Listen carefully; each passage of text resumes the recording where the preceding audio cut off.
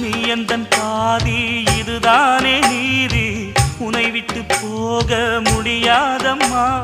மறைந்தாலும் நான் மறு ஜென்மமே என்றும் தேடி வரும் சொந்தம் இது கண்மணி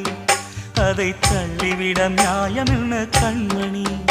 இது நீ இருக்கும்